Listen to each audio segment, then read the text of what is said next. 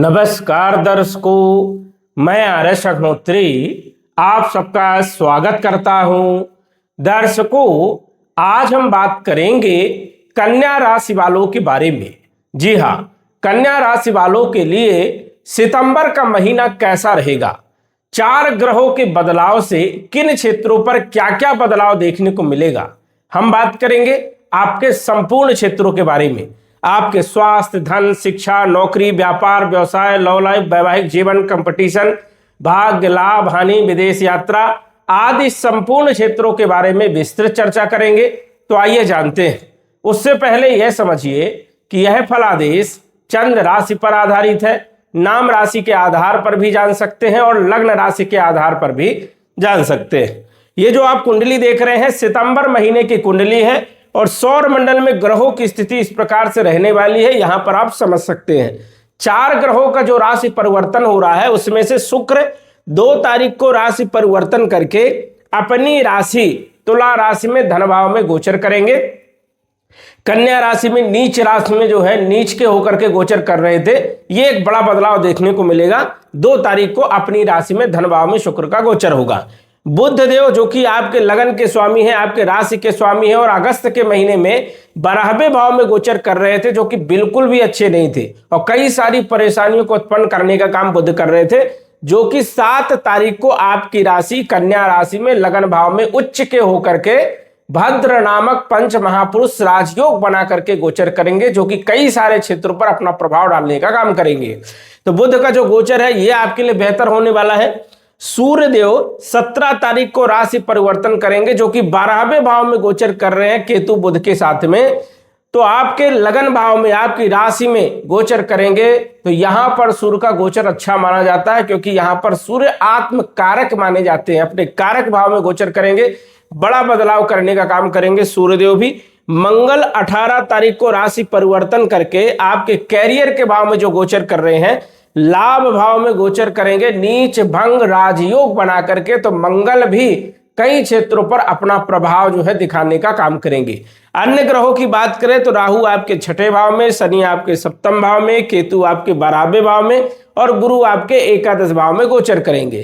तो ये गोचरी स्थिति है। अब हम जान लेते हैं कि इन ग्रहों का प्रभाव हमारे लिए सितंबर के महीने में कैसा रहने वाला है, किन क्षेत्रों से हमें लाभ मिल सकता है, किन क्षेत्रों से हमें नुकसान हो सकता है, क्या हमें करना चाहिए, क्या नहीं करना चाहिए और बचाव के लिए हमें क्या उपाय करना चाहिए। तो सबसे पहले बात करेंगे बुध देव के बारे में। बुध आपके राशि के स्वामी, लगन के स्वामी है और इस कुंडली के प्रमुख जो ग्रह हैं, मुख्य जो ग्रह हैं वो बुध है, जो कि अगस्त के महीने में 12वें भाव में गोचर कर रहे थे, जो कि यहां पर सबसे ज्यादा नकारात्मक परिणाम देने का काम करते हैं।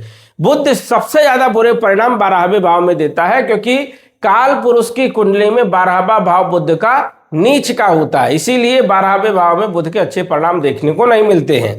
स्वास्थ्य को लेकर के जो समस्याएं चल रही थी कुछ लोगों की, यहां पर जो है एक सुधार देखने को मिलेगा 7 तारीख से। कॉन्फिडेंस जो लो था, काम करने का मन नहीं लग रहा था, आलस्य आ रही थी, काम जो है बन नहीं रहे थे और जो बन रहे थे वो बनते बनते बिगड़ जा रहे थे। दिन प्रतिदिन कार्यों में डिले हो रहा था, कोई अच्छी स्थिति नजर नहीं आ रही थी। तो सितंबर के महीने में बुध का जो गोचर है ये कहीं ना कहीं आपके बदलाव का कारक रहेगा और कहीं ना कहीं सितंबर के महीने में बुध का सबसे बड़ा रोल रहने वाला है। अभी भी 7 सितंबर तक 12वें भाव में बुध गोचर करेंगे, तो थोड़ा हेल्थ पर आपको ध्यान रखना है। कॉन्फिडेंस भी थोड़ा सा कम ज्यादा देखने को मिलेगा, लेकिन 7 तारीख के बाद हेल्थ आपका बढ़िया रहेगा और पूरे महीने आपका स्वास्थ्य अच्छा रहने वाला है। कॉन्फिडेंस भी आपका अच्छा रहेगा और ये भद्र नामक पंच महापुरुष राजयोग, बुध आदित्य राजयोग, ये 2 राजयोग यहां पर बनेंगे। तो कहीं ना कहीं जो है इस राजयोग का पूर्ण फल आपको मिलने वाला है। यश, मान, सम्मान, धन, वैभव, कीर्ति और प्रसिद्धि देने का काम करेंगे।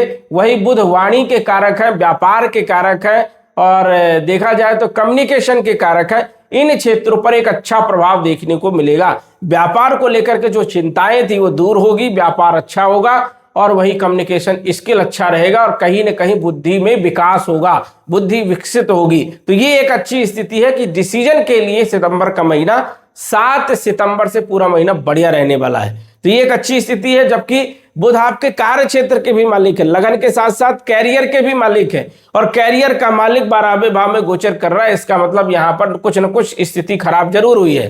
कार्य क्षेत्र में जो परेशानियां अगस्त के महीने में चल रही थी, सितंबर के महीने में वो स्थितियां बेहतर हो जाएगी। जिन लोगों के पास नौकरी नहीं है, नौकरी छूट गई है, नौकरी में पॉलिटिक्स चल रही है, यहां पर स्थिति नॉर्मल होगी और नई नौकरी के योग भी बनेंगे। साथ ही साथ व्यापार में यदि कोई दिक्कत आई थी, परेशानी आई थी, तो यहां पर भी स्थिति सुधरेगी। तो बुध जो है आपके लिए बेहतर होंगे, तो आपके हेल्थ, कॉन्फिडेंस और आपके कार्य क्षेत्र पर, आपके कर्म पर, आपके कैरियर पर अच्छा प्रभाव डालने का काम करने वाले हैं। शुक्र आपके धन के भी मालिक है, साथ ही साथ भाग्य के भी मालिक है, और ये गोचर कर रहे हैं लगन भाव में, नीच के हैं। हालांकि यहां पर स्वतंत्र रूप से उतने अच्छे परिणाम नहीं देते हैं कन्या राशि में, लेकिन फिर भी यहां पर नॉर्मल होते हैं, ज्यादा बुरे परिणाम भी नहीं देते हैं।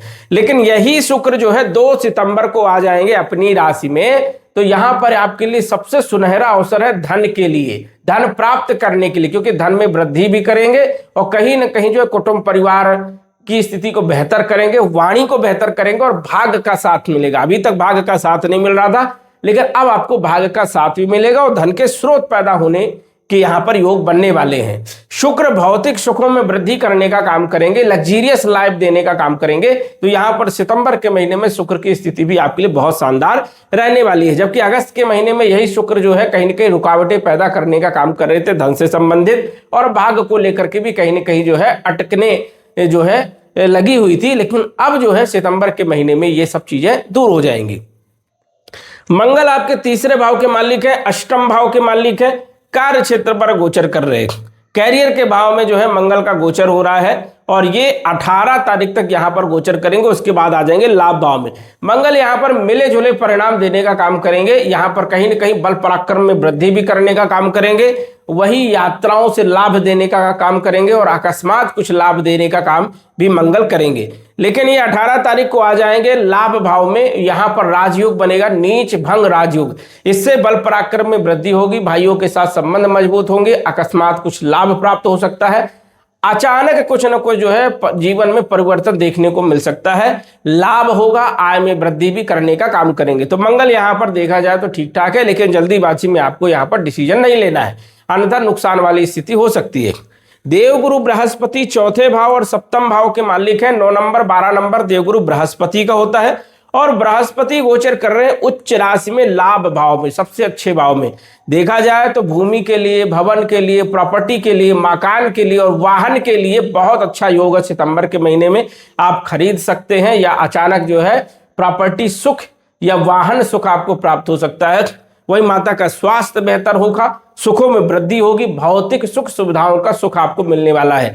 देखा जाए तो सप्तम भाव के मालिक है, विवाह के लिए, वैवाहिक जीवन के लिए, पार्टनरशिप के लिए, व्यापार के लिए देवगुरु बृहस्पति बढ़िया है और दैनिक आय में वृद्धि भी करने का काम करेंगे। जिन लोगों के विवाह के लिए रिश्ते नहीं आ रहे थे उन लोगों के लिए रिश्ते भी आने लगेंगे। साथ ही साथ देखा जाए तो वैवाहिक जीवन में बड़ा सुधार देखने को मिलेगा।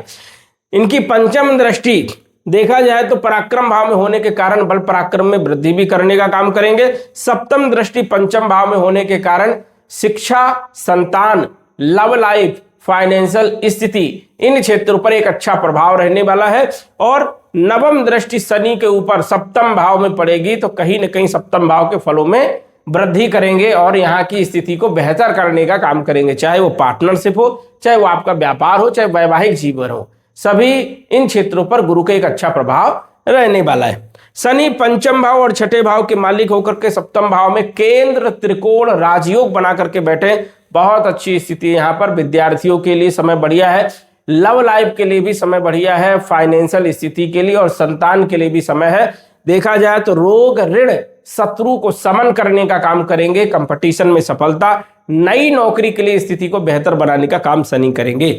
राहु की बात करें तो राहु छठे भाव में शत्रुहंता माने जाते हैं, शत्रुओं को परास्त करेंगे, ऑफिस में चल रही पॉलिटिक्स को समाप्त करने का काम करेंगे। साथ ही साथ जो है नई नौकरी के लिए या फिर कंपटीशन में सफलता के लिए यहाँ पर राहु सपोर्ट करने वाले हैं। और केतु 12वें भाव में जो बैठे हैं ये देखा जाए तो यहाँ पर जो है काफी हद तक सपोर्ट करने का काम करेंगे, धर्म कर्म से जोड़ने का काम करेंगे। जो सडन खर्चे हो रहे थे, जो सबसे ज्यादा परेशानियां खर्चों को लेकर के थी, वहां पर जो है कहीं ना कहीं लगाम लगने वाली है। तो राहु, केतु, गुरु और शनि का कन्या राशि वालों के लिए, कन्या लग्न वालों के लिए अच्छा सपोर्ट है। और 4 ग्रहों का जो बदलाव हो रहा है ये भी आपके लिए बड़ा पॉजिटिव रहने वाला है। इसका तात्पर्य यह है कि ग्रहों की जो गोचरी स्थिति है वो कन्या राशि वालों के लिए, कन्या लग्न वालों के लिए बहुत बेहतरीन रहने वाली है। उपाय के तौर पर आप पन्ना रत्न धारण कर सकते हैं और अच्छी स्थिति के लिए।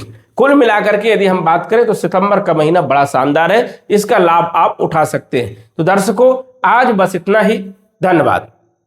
यदि आप अपनी कुंडली का विश्लेषण घर बैठे करवाना चाहते हैं तो दिए गए व्हाट्सएप नंबर से संपर्क करें। साधारण फीस जमा करके आप अपनी कुंडली का विश्लेषण फोन के माध्यम से घर बैठे ही करवा सकते हैं और जान सकते हैं अपने भूत, भविष्य और वर्तमान के बारे में। धन्यवाद। WhatsApp number 9479893911।